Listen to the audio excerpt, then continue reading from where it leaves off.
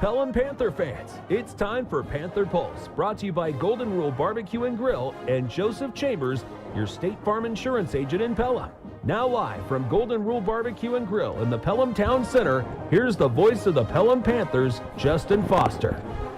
And we are once again at Golden Rule Barbecue and Grill. It is a weekly tradition here for the Pelham Panthers during football season. It is the Panther Pulse, and that barbecue just a bit sweeter after a victory. So tonight, it's especially good, a 41-21 homecoming victory over Wetumpka. And we have a great show for you tonight. We'll recap that game.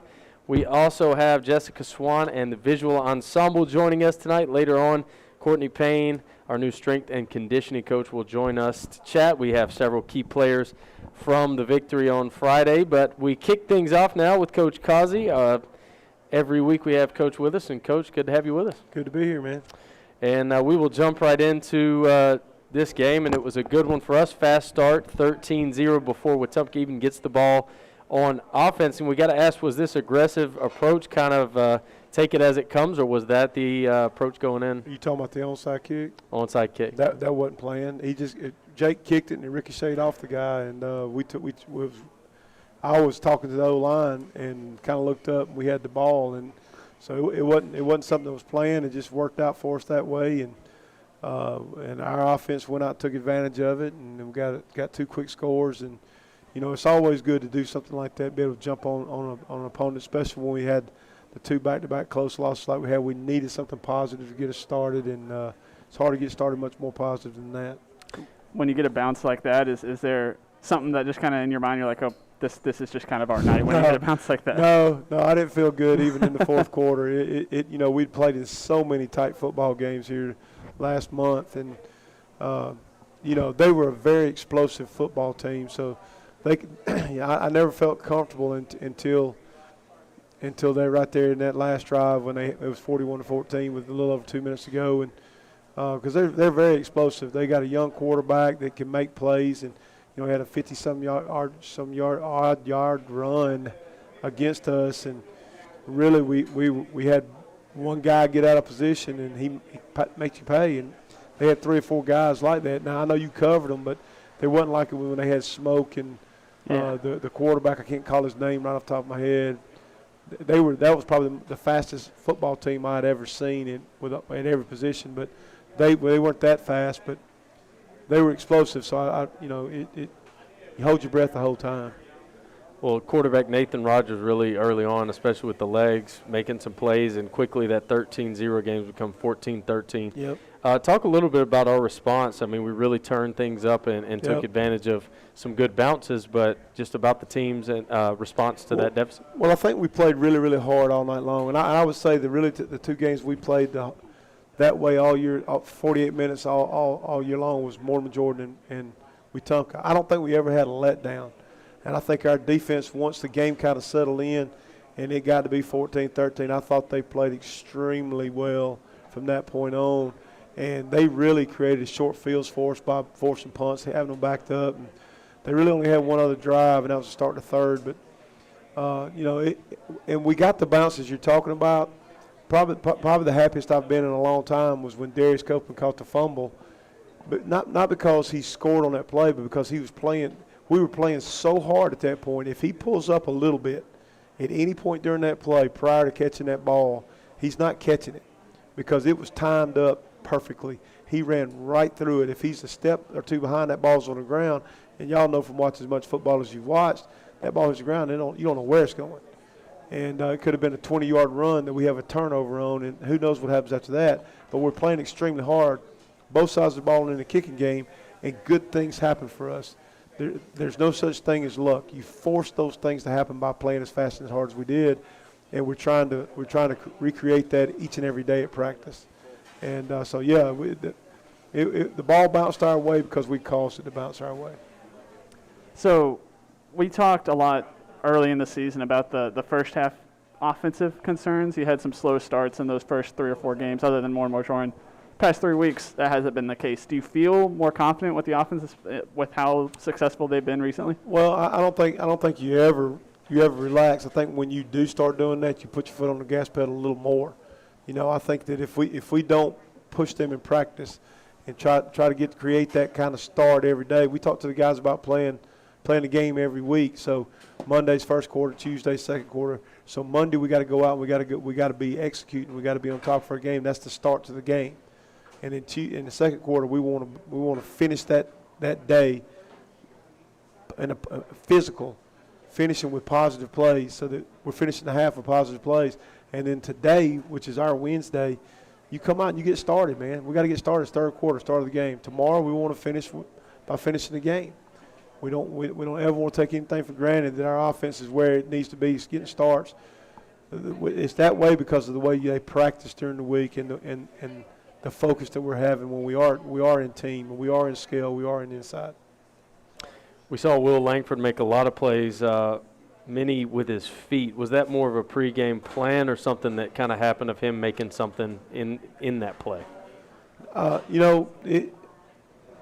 Will has done a really good job of keeping plays alive, keeping his eyes downfield, and staying alive behind the line of scrimmage, and made some plays. And we really hadn't talked to him about running. And then Friday night, one of our first pass plays, we scramble around. He works outside the pocket, does a great job, slides out. We have a ball through Trey Corkill. Their DB made a heck of a play. The ball's in his hands, and he pops it out right there at the end. And Will just happened to be on our side. And I just made eye contact with him. I said, man, you got to run right there. And he said, I got you. And from that point on, when he got space, he was gone. And a lot of it had to do with their coverage. They were playing quarters coverage, and once those guys got vertical, it turned into man, and they were turning their backs to him. And there was a lot of grass, and he made some plays on some busted plays that his athletic ability allowed him to do that, and he took advantage of it, and it was to his credit, right? So he made those plays when we needed him to. Yeah, that's something that I think Alabama fans might really connect to. Not seeing Bryce Young running the ball. It's nice to have a quarterback that can make the decision one way or the other, right? Yeah, no, and I want to reiterate that. Will's not wrong for keeping his eyes downfield, trying to look down the field and make plays. We've had a lot of big plays, and he made them last year like that. But there's times that we need you to tuck it and run, and I can't tell you when that is. That's an innate ability as a quarterback to go make that happen. And I think Will did a really good job Friday night of deciding when it was time to run and stay here, keep my eyes downfield. And he'll only get better with that. You got to remember now, we have a lot of expectations for Will and some of our guys. There's 2 years as a starter. He hadn't finished 2 full seasons as a starter yet, so he's still improving as we go. And he's got a very high upside. So it'll be fun to see how far he can go. We continue to see Kamari Hollis become more of a focal point on the offense. Talk about his progression and really what he adds to this offense. Well, and I think it's the natural growth with Kamari.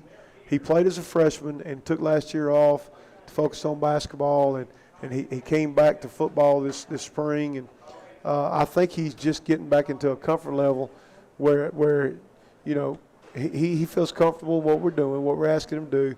He's starting to see things that you can only see from game reps, the space and where the hole is. You hear coaches all the time talk about run the grass, and that's great.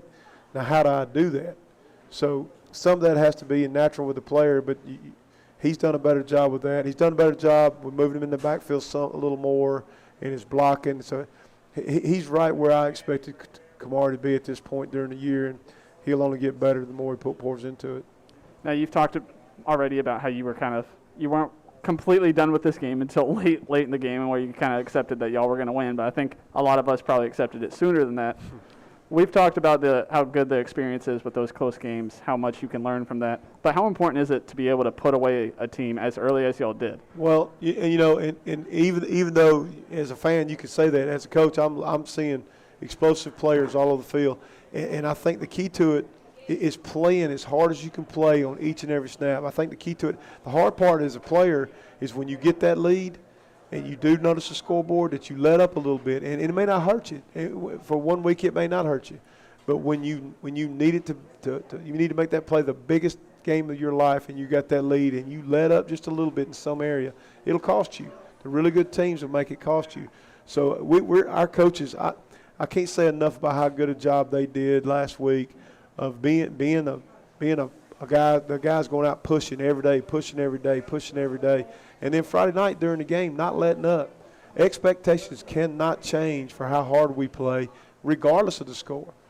Now, if it's a situation where we have Friday night and we can the play calling and how we do things and not scoring again, not being that guy trying to run another one up on the board, we control that as coaches. But as players, whatever play we call, your job is to not say it's over. Your job is to run that play at a high level with a great intensity.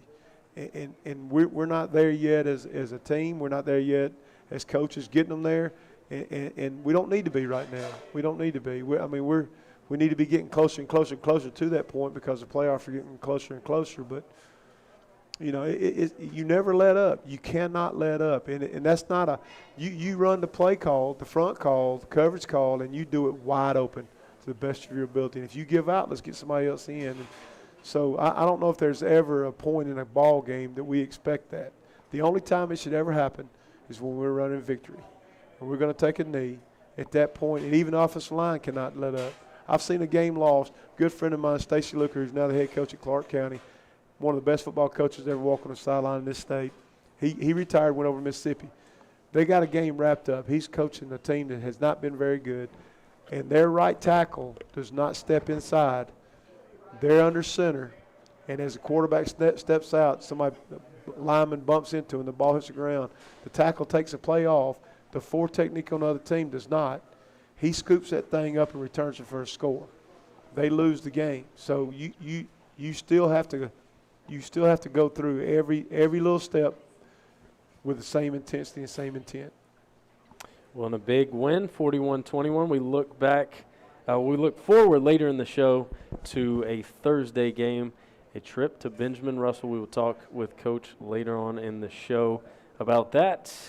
Coming up after the break, though, Visual Ensemble joins us. Jessica Swann is here with 2 of the members of her dance team. We will talk to them coming up later in the show. We have some key players from Friday as well as strength and conditioning coach Courtney Payne. That is coming up here from Golden Rule. You are listening to the Panther Pulse on 93.3 The River.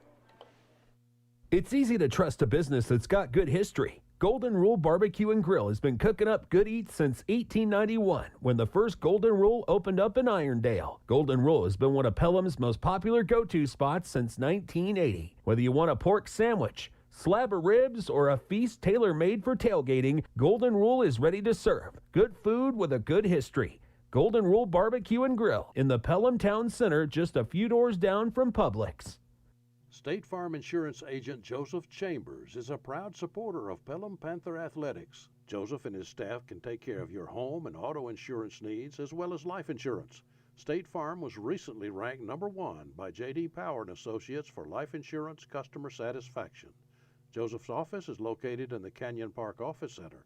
His number, 205-663-3276. Like a good neighbor, State Farm is there. An Alabama legacy moment. Dismal's Canyon, located in Franklin County, is an 85-acre area of natural sandstone gorges and geological formations, surrounded by one of the few remaining old-growth virgin forests in Alabama. Perhaps the most fascinating inhabitants of the canyon are the Dismalites, larvae of the fox firefly, a bioluminescent species that emits a bright bluish-green glow. The area was designated as a National Natural Landmark by the National Park Service in 1975. Sponsored by the Alabama Bicentennial Commission, the ABA, and this station. If you call yourself Golden Rule, you've created high expectations for yourself. Each day, the folks at Golden Rule Barbecue and Grill want to make your dining experience one they'd enjoy as well. That means a hello when you walk in the door, service with a smile, and delicious food made to order. Their pit-cooked barbecue is aimed to give you that homemade feeling. Golden Rule Barbecue and Grill, serving up good eats in Alabama since 1891 and ready to serve you in the Pelham Town Center, just a few doors down from Publix. And we're back here from Golden Rule Barbecue and Grill. Joining us now, we have 2 members of the dance team as well as Jessica Swann, sponsor coach. We're trying to figure out what the proper title would be, but welcome to the Pulse, guys. How are we doing tonight? Thank you for having us. Good. How are you? Doing good, doing good. And we'll start with you, Ms. Swann. What are some of your sort of favorite parts of this year's show and what you guys are doing on the field? Some of my favorite parts of this year's show is I really get to see the girls being featured. They have 5 songs that they perform to, and so it's anything from kick lines to really hard tricks that they're able to do. So I really just enjoy getting to watch them flourish and grow throughout the season. Is that something that y'all work on with the band when you're putting together a show, making sure they're featured a little bit more? How does that process work? Yeah, so we start off in July. We start off with band camp, so it's about the middle of July, and we go all the way through November. And the girls learn a little bit by themselves, and then they come together with the band, and so it coordinates all together in the end. So how does that kind of work, based on your numbers, who you have? I mean, do you kind of politic for y'all to have more parts, or is it all sort of already in place, or how does that all work? Yeah, I definitely advocate for the girls. They are my number one, and I make sure that they look good. I will not put them out there with anything that I wouldn't do. So I definitely try to advocate for them and make sure they look their very best in everything that we do. So this is something that I look back on when I was at my time in Pelham, was because I was a letterman, and the connection between the band and the student section wasn't always the best, but I felt like the visual ensemble, whether it was the color guard or dance team, kind of made that transition between the two. It kept everyone connected. Is that what y'all feel y'all's role is in that Friday night situation? I think so, for sure. I think the morale has gotten a lot better. They've recently moved the student section in front of the visual ensemble, so the girls definitely keep the energy up, and they really get the students involved. And a lot of times they'll like to do a lot what the girls do, dance and cheer them on and everything. Let's hear from y'all. Jordan, what do you think about that? I think with the student section now being moved over for the past 2 home games, it has just made a huge difference. And I've even heard from my friends that the whole experience of the game is so much more different when you're next to the band and you can hear the band, and it just gets the student section more hype. And I've definitely noticed that the student section has been a lot more involved in the games now that they've moved over. So I'm very happy with that. From a student perspective, why, what goes into the decision to join dance team, and why did it appeal to you, and what do you like about it? Well, I've been dancing since I was 2, and I just really wanted to be involved with school, and so that's just where I thought it would be a good place for me, and it's been one of my best decisions. And really a question for both of you. How does, being involved with what you do, how does that sort of influence other things you may do at PHS and, academics and all walks of life? For me, on the teacher side of it, it was always a dream of mine to get to be a coach, to get to be around girls and get to mentor them. So that's part of my past, and that's what I feel like God has called me to do. Definitely, I love being involved with all walks of life at Pelham. I love being an ESL teacher, and then I'm also with my girls, and I also get to be with the band students. So it definitely exposes me to all types of students, and students I normally wouldn't teach in my classroom, so I really enjoy that and getting to know them. Yeah, I feel like being on the team, you're being held to a standard, which just kind of pushes you to make sure you're keeping up with your classes and just trying really hard, but then you're also not just being involved with the team. Like, we have other opportunities where, like, the community pep rally and Camp Pelham. So it just encourages you to be more a part of the community, and then it just leads you to want to do other things around the school. Yeah, everyone kind of sees what the experience is like on Friday night. That's where most people see the band or the visual ensemble. What else goes into being on a dance team other than just that Friday night experience? Well, yes, like most people see us on the Friday nights, and I wish more people knew this because there's definitely a lot more to it. So we're actually about to start getting ready for our winter season, and we do multiple competitions in the January, February months, but that's really our time to shine, where we can really do what our talents and showcase what we can have. And what are some of those competitions going to be that we can kind of advertise and get y'all's name out there and get some support out there? In January, we will travel to Hoover High School and Thompson High School. They will compete in probably the categories of jazz and pom. They did really well in this last year, and then we always try to do a competition that's a little bit further away. So last year we went to Huntsville. This year we're looking at potentially going to Tennessee or Georgia. So it's a busy spring season for us. That's when the bulk of our work really happens, and the girls will even volunteer to come in over Christmas break, spring break, and things like that. And we also will travel to Disney World in February with the band. Do y'all have a preference, Friday nights or competitions? That's a hard one. I was actually thinking about this earlier. I love there's just like a certain feeling that you get when you're standing out there at halftime on a Friday night and you're just like looking up at all the people in the stands. And it's just a feeling that I can't describe, and I can't imagine like not dancing on a stadium field. So I really have that love for Friday nights, but competition truly is where the dance team can shine. And we're going to bring in Lydia to answer a couple questions, but I have one more question for you, Ms. Swann. What is the biggest challenge of having such a big group of girls and such a diverse range of personalities and people? I think for me, the biggest challenge is making sure that I serve every single one of their needs and that I highlight every single one of their talents, because sometimes that can fall through the cracks because I have 32 girls on the visual ensemble. So trying to make sure that I see all aspects and all part of the girls and make sure that they are highlighted and what they can do. But I will say it is the biggest blessing that I could ever ask for. And I've done this for 4 years. This has been the best part outside of teaching for me, and I can truly see the Lord at work in what I'm doing, so I wouldn't change it. All right, and we're going to shift gears to both of you. We got Lydia now joining us, and I just want to know this: what is the best part of that Friday night atmosphere, getting ready for the game? And we talked to the players about it. We've talked to band members. From y'all's vantage point, what do you like most about the tradition of those Fridays? I just love the atmosphere and getting to spend time with your team and like the relationships that you get to build, as well as just like supporting Pelham in every way possible.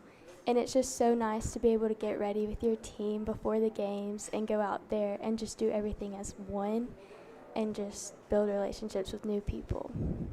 And we kind of talked about this during the break, and I got to ask. So we've got visual ensemble is made up of multiple groups. You guys are part of the dance team. Is there competition between you guys? I mean, between the groups, y'all have like that friendly rivalry, or we're a team dance team, or is it more a family type thing?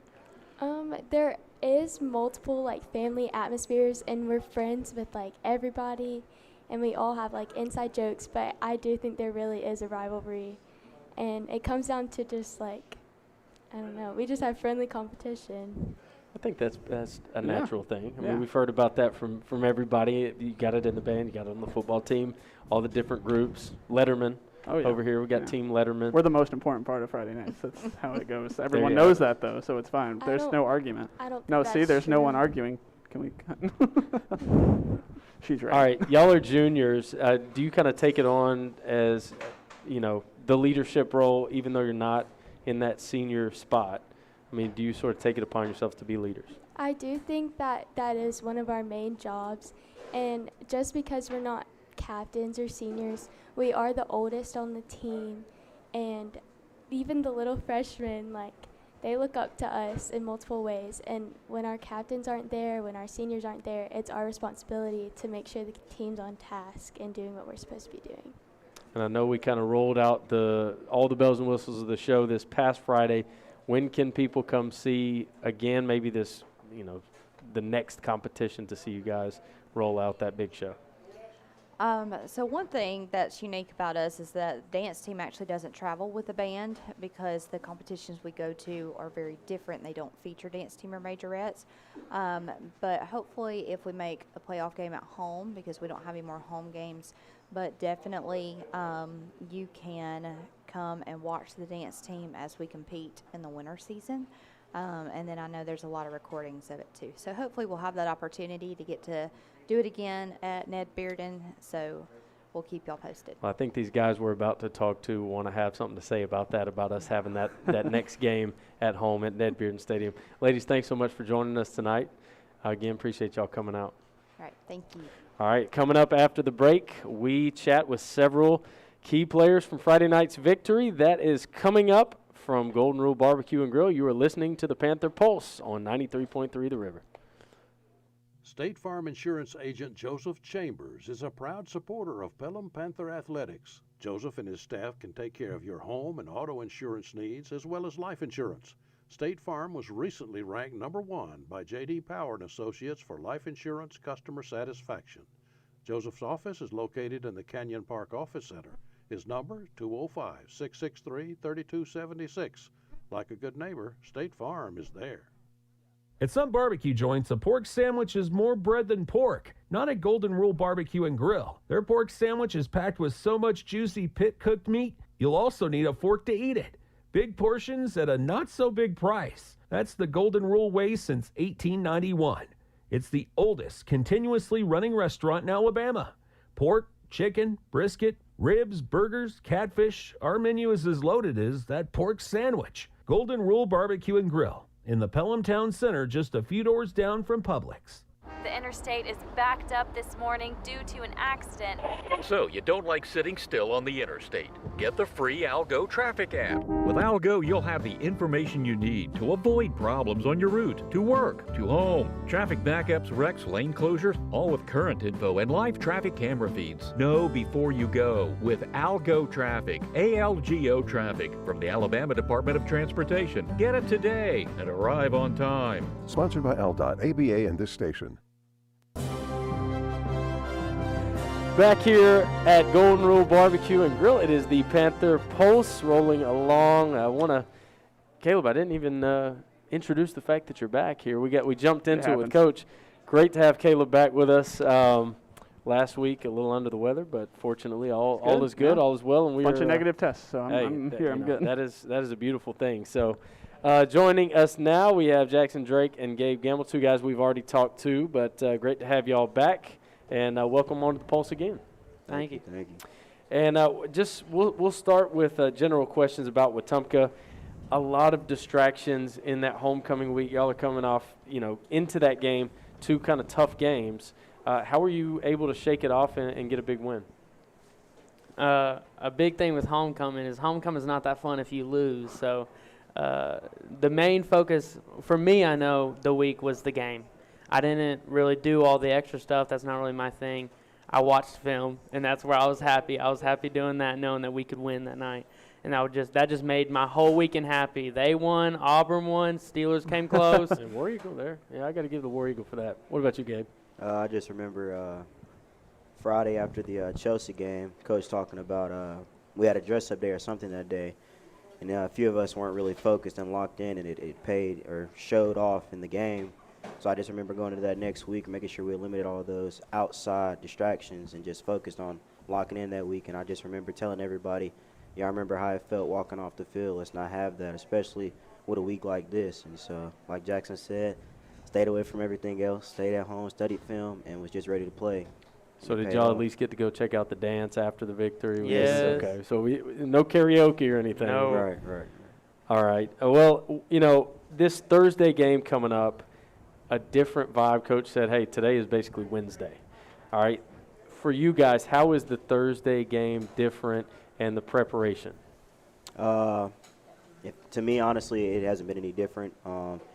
After the game Friday, woke up Saturday, flushed it, went to the dance or whatnot, and woke up the next day knowing it was Monday, as Coach said. So one day went to practice, and honestly, I've thought all week today is honestly Wednesday. And so it just hasn't been much different.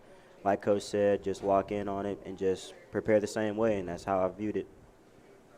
A big thing with me is, it's our senior year.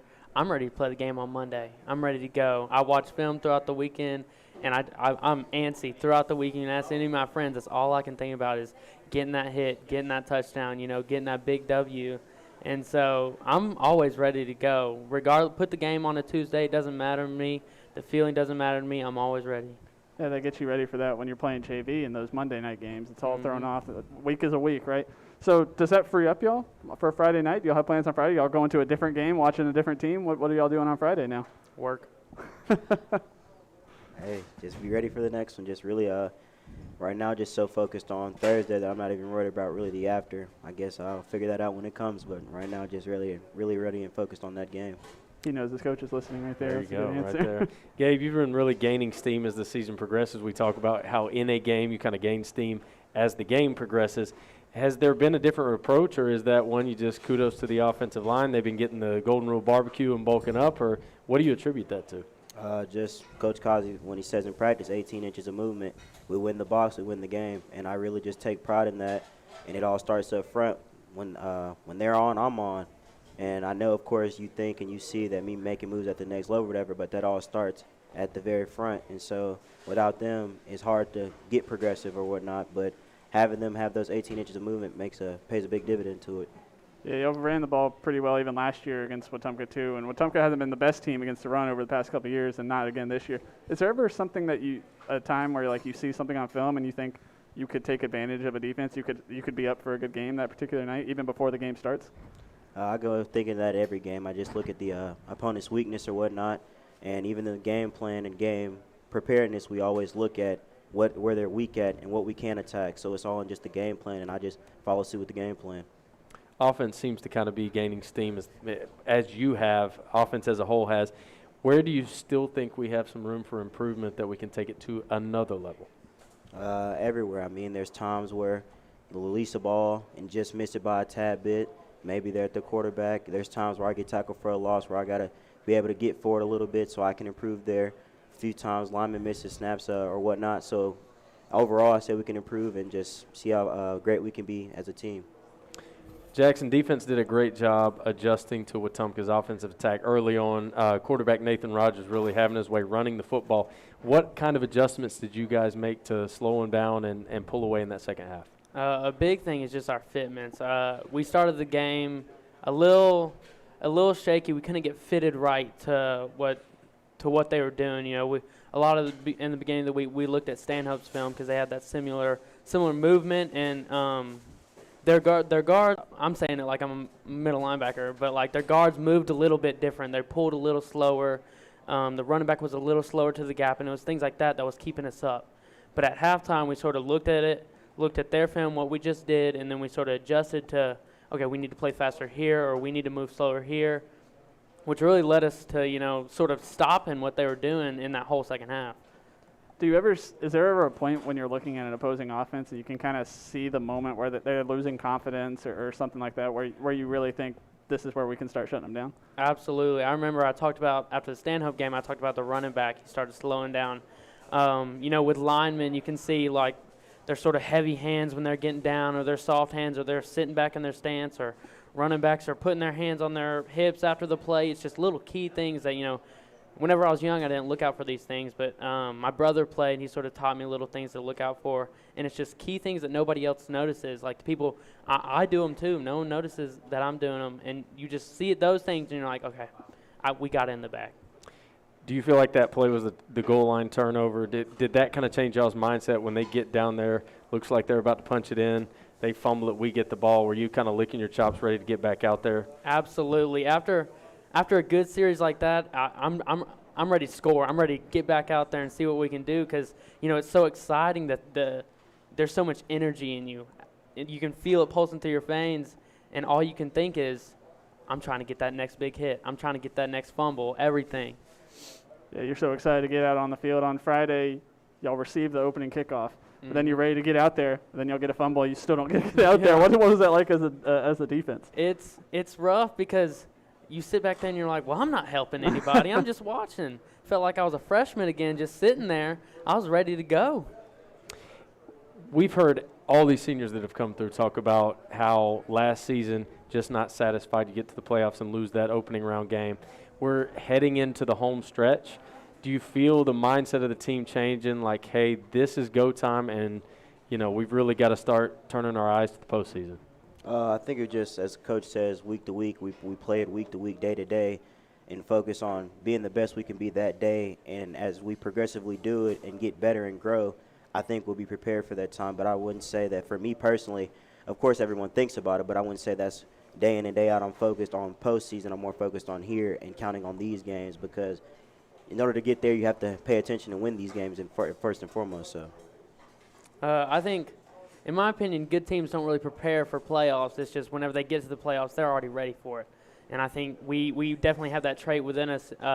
We're growing. We had a little stumble, but we're improving every single week. It's hard to see, with like losing by three, but we are definitely improving week by week. And by the time we get to the playoffs, we will be ready for whatever is ahead, no matter what. Guys, we could talk all night. You guys were a great interview. Gabe Gamble, Jackson Drake, always a pleasure to chat with you guys. We look forward to seeing y'all get back after it on Thursday night. Coming up, we will talk to new strength and conditioning coach. Coach Payne is joining us to talk about all of the gains these guys and all of our athletes at PHS are having this season. That is coming up right after this from Golden Rule. You were listening to the Panther Pulse on 93.3 The River.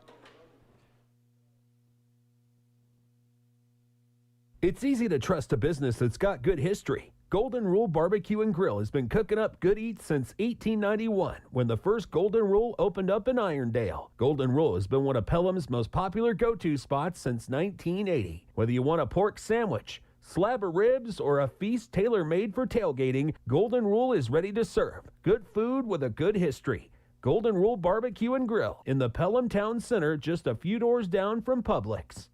9,997. No. Suppose Thomas Edison had given up. 9,998. But his failures only led him to the next idea. 9,999. Picture Times Square, dim, Las Vegas dark, your home black. Picture no electric light. 10,000. Come on. Optimism, pass it on, from the Foundation for a Better Life at values.com. If you call yourself Golden Rule, you've created high expectations for yourself. Each day, the folks at Golden Rule Barbecue and Grill want to make your dining experience one they'd enjoy as well. That means a hello when you walk in the door, service with a smile, and delicious food made to order. Their pit-cooked barbecue is aimed to give you that homemade feeling. Golden Rule Barbecue and Grill, serving up good eats in Alabama since 1891 and ready to serve you in the Pelham Town Center, just a few doors down from Publix.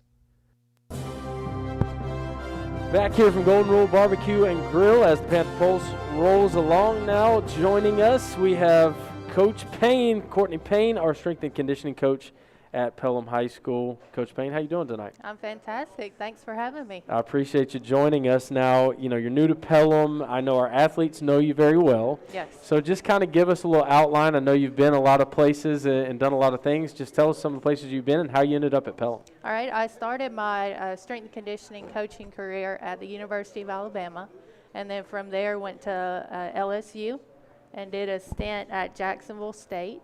And then after that, I got into working with different high schools, girls basketball and track, and then strength and conditioning along the way. So this is my first full-time strength and conditioning gig at Pelham.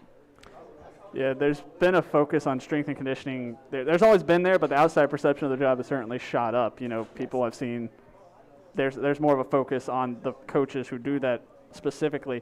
Is there more pressure that comes with that now that people hear strength and conditioning as a title? Absolutely not. I've been waiting for this opportunity since I graduated college.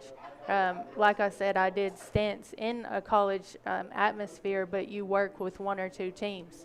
And so at Pelham currently I'm working with 8 teams, both male and female, which is ultimately what I wanted to do. What's the appeal of the high school atmosphere for you as opposed to college? The teaching aspect. When they get to college, a lot of them have already had experience with weightlifting, so you're kind of just honing in their skills. But when you get them in high school, and at Pelham we're even working at the middle school, you really get to teach them the proper way to do lifts, how you progress, and really show them why you do what you do.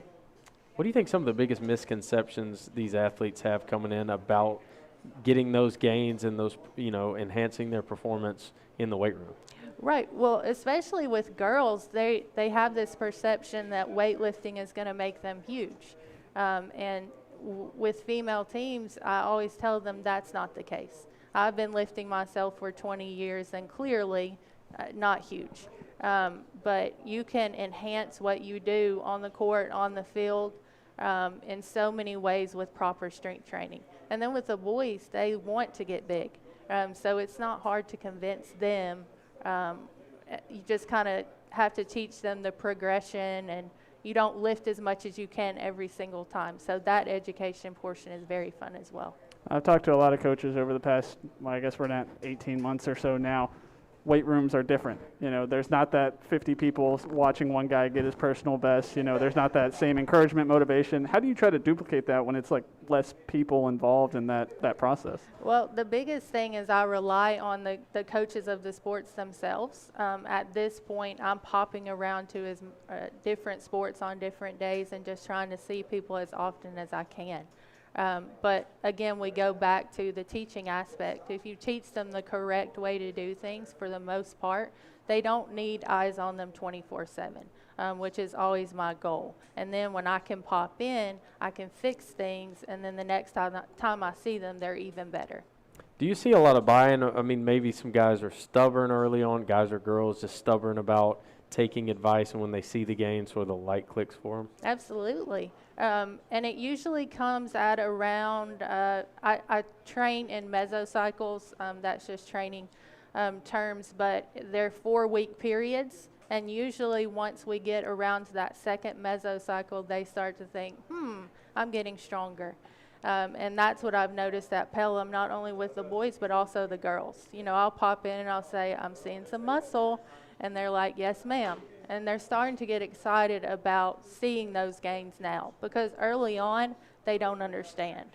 They just know that I'm making them sore the next day, and they come back 2 to 3 times a week, and that progression continues. But when they can see progress, that's when the light bulb clicks on.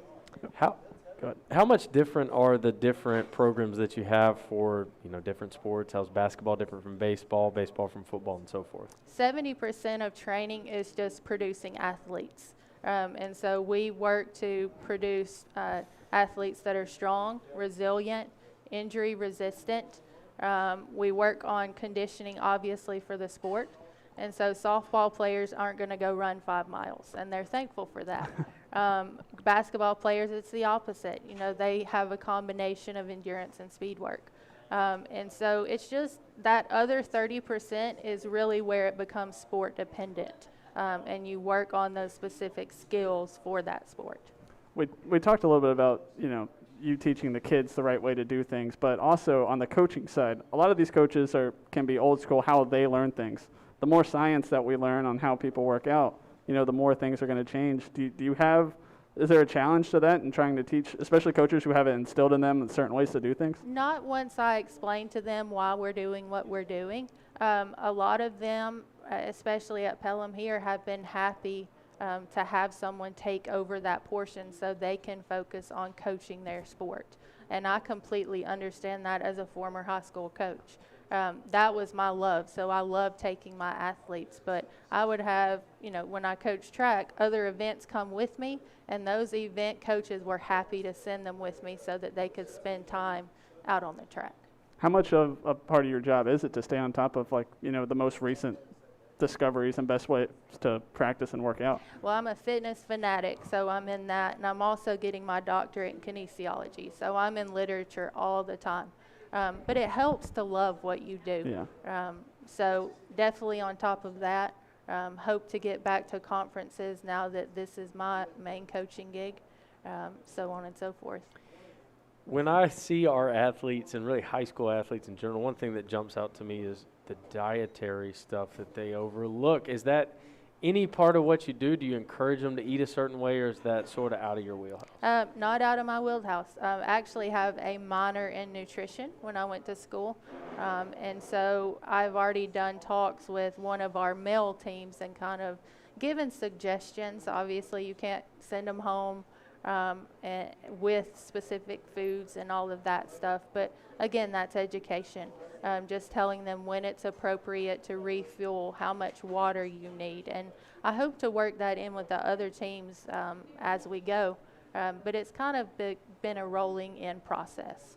So, personality-wise, what do you kind of notice between the different teams as far as their persona and the way they act in the weight rooms? Is that different? Can you kind of identify a team based on how they act in there, or are they all just athletes like you said earlier? No, not initially. They're not all athletes, and a lot of it's based on what their background is in lifting and what they've done in the past.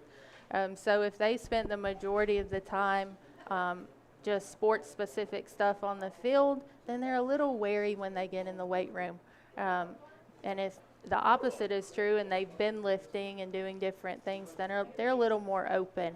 But everyone's been very receptive. They know that it's going to benefit them down the line. And just real quick, because that brought a question to my mind, because over the next couple months, I know this is going to be happening. How does that transition happen when you have a two-sport athlete when they're getting ready for the next sport? How much are you involved with that? How does that change their workouts from say, football to basketball or volleyball to basketball? All athletes get an assessment when they come into my program. So if they've been working with a sport that I haven't been working with, then I'll assess their movement patterns, kind of where they're starting strength-wise, and then we transition them to that sport. But like I said, 70% of strength conditioning is just developing athletes. And so they've already had that portion. We just kind of transition them to what they're particularly going to be doing in that second sport. Well, we appreciate all you're doing, and I know Coach Keel has emphasized this being an important thing we wanted in Pelham, so we're grateful to have you, and thanks for taking some time to come chat with us tonight. Thanks, guys.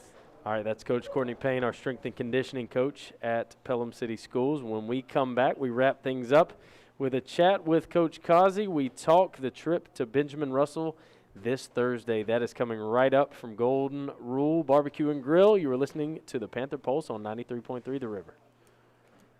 State Farm Insurance Agent Joseph Chambers is a proud supporter of Pelham Panther Athletics. Joseph and his staff can take care of your home and auto insurance needs as well as life insurance. State Farm was recently ranked #1 by J.D. Power & Associates for life insurance customer satisfaction. Joseph's office is located in the Canyon Park Office Center.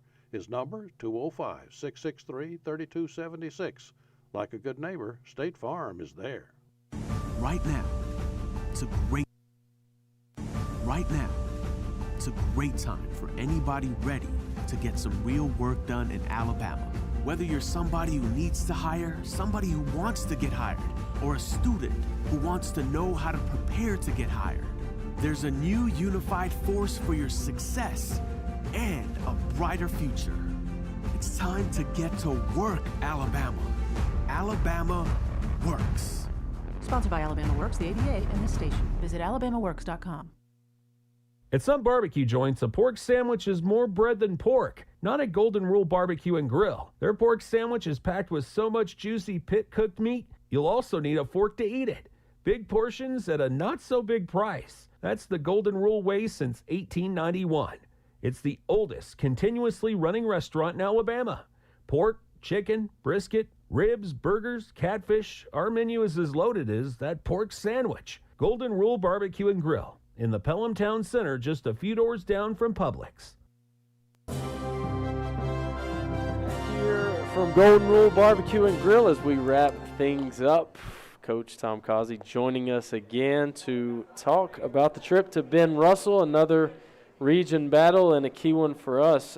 Struggles for Ben Russell this season, but what kind of team do they bring in and what are we seeing on film from them? You know, we talked about this a couple weeks ago with a team like Chelsea when they were 0-4 and really close in a lot of games. And they have a new coach there, Aubrey Blackwell, who was a very, very successful coach at Catholic in Montgomery.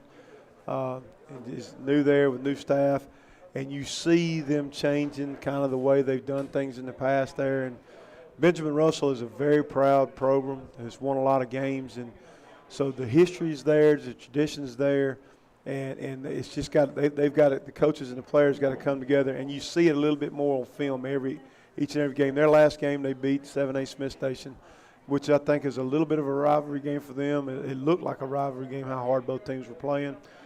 So they've been on the verge all year long. They got to win, and they kind of got their backs in the corner right now. They got 3 region games left, and they have to win all 3 to have a chance to get in. So we know we'll get their best shot on Thursday night. Yeah, and this is another opponent that had a bye week before y'all. We've talked about that before, how it gives them advantage. But it's also a Thursday game, so it's a shorter week for y'all, and they had 10 days compared to 3 or 4. Yep. Does that give them even more of an advantage than a normal bye week? I think so. I think you always like to have that. We'll have one next week. We'll have that amount of time to prepare for Chilton, and which is always good to kind of heal up a little bit and work on some of your younger guys for a day or two and an extra day of prep with your opponent. So I think it is. But there's something to be said also from playing. And if you're playing well, to keep playing. And I'm not saying we were playing well. I think we played really well Friday night, and I think that helped us more. I'm glad we played Friday night because we needed to play well. We needed to play hard going into this week, and we did. And I think it's changed our attitude towards practice a little bit this week as well. So do you try to squeeze in the same kind of game week into just a shorter period of time, or do you take things away? No, we have the same amount of time. Our kids, we'll go out Sunday afternoon, 4 to 5:30. We'll give them an active recovery before we start. It may be a little bit lighter tempo on Sunday, but I think it really gets them back faster. We don't bring them in on Sundays anymore. We used to do it all the time, just to get all the soreness out and all that. But I really think it's an advantage of doing that. But I want to be able to go to church, spend time with their families, and work on their school. So we don't do that like we used to. But I really think it helps us to bring them in then, get it all out. Now you come in Monday when the entire school's back in. We're on day 2. We're on our physical day. You've already got all the soreness out. You're ready to go.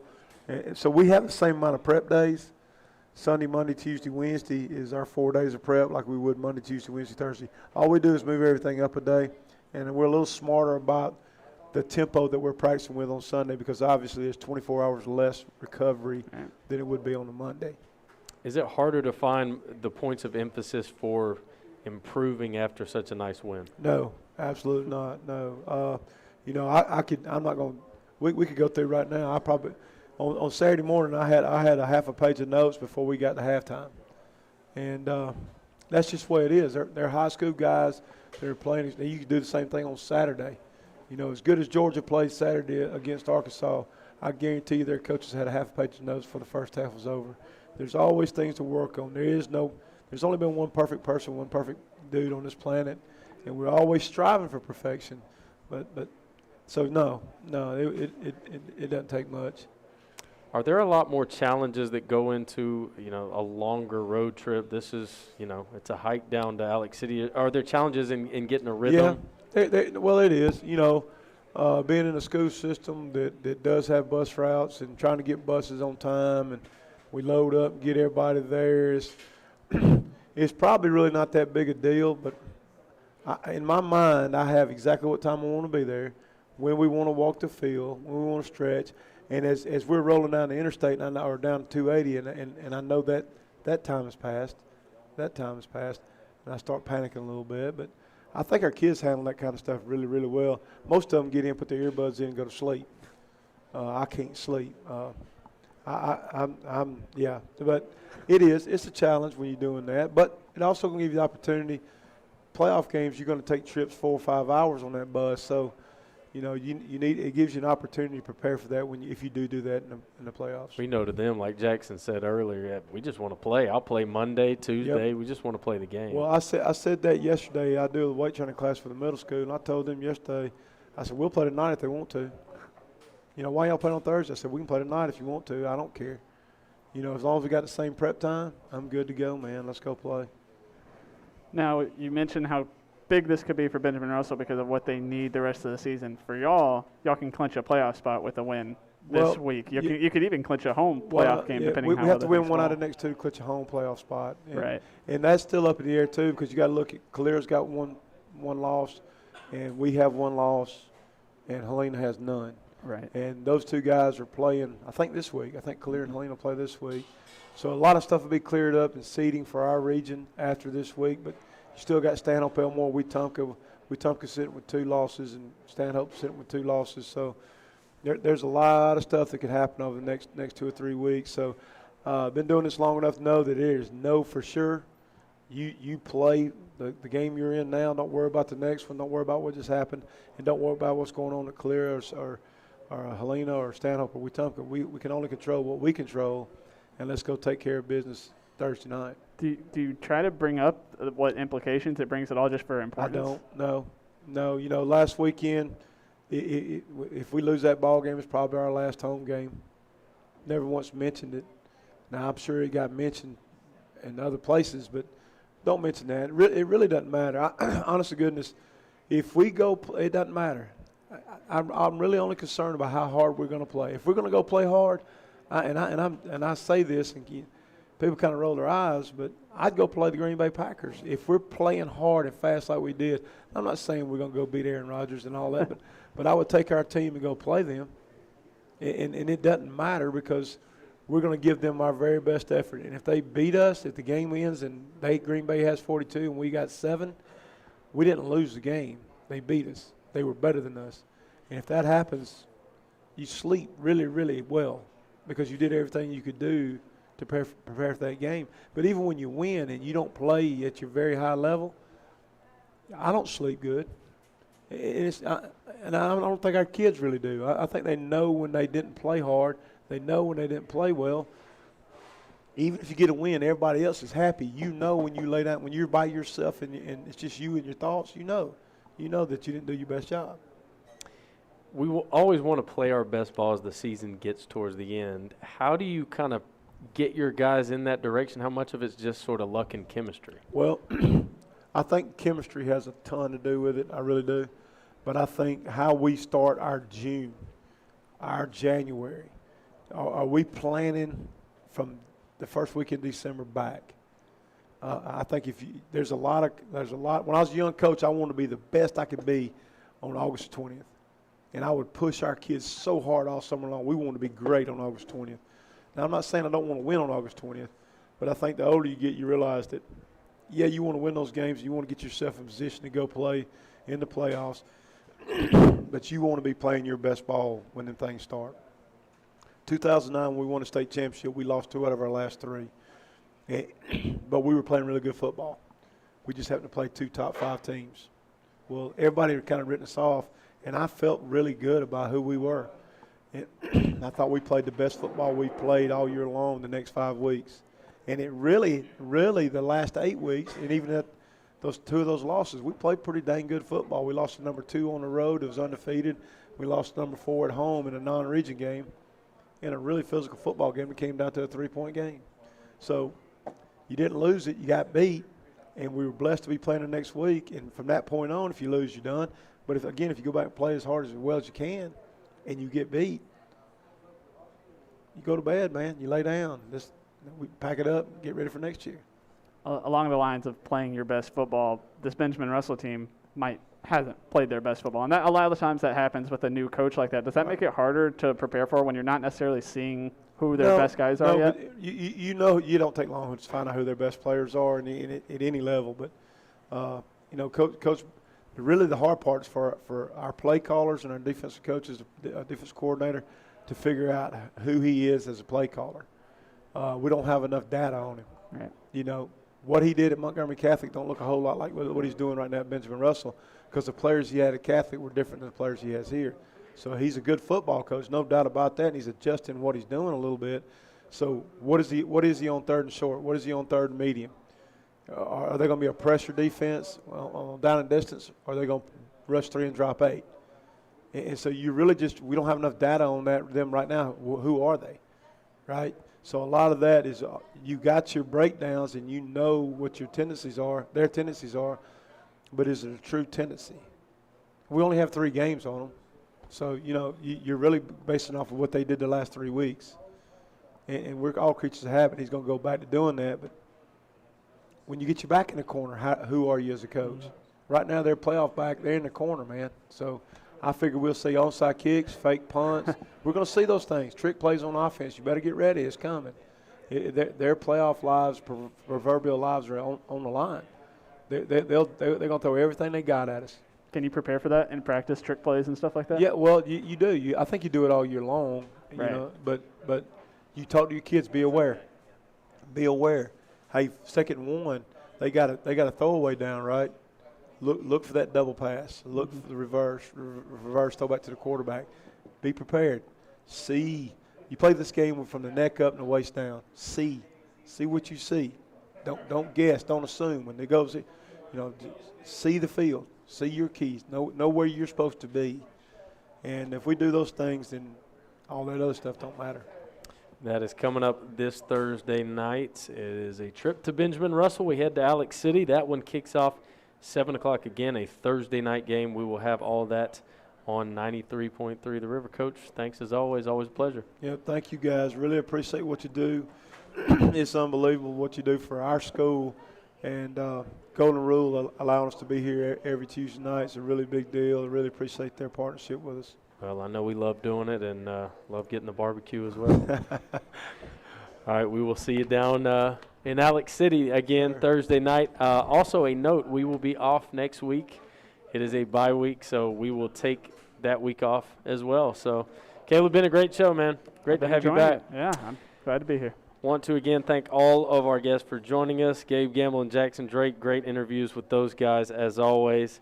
Want to thank our visual ensemble and Jessica Swann for joining us, as well as Courtney Payne to fill us in on all the cool stuff happening with strength and conditioning at PHS. That is it for Golden Rule. Time for me to go get a good plate of barbecue.